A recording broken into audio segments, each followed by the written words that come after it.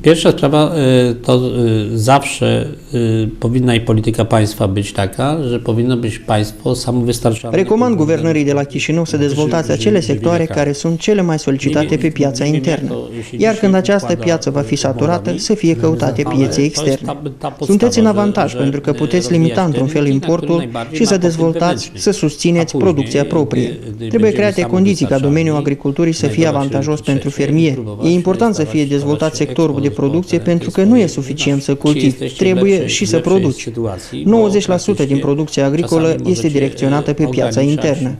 Trebuie campanii de informare în rândul populației că ceea ce producem noi este mai bun. Guvernul trebuie să stabilească în ce domenii puteți fi competitivi. Najpierw produkcja rolna musi być opłacalna dla jej producentów.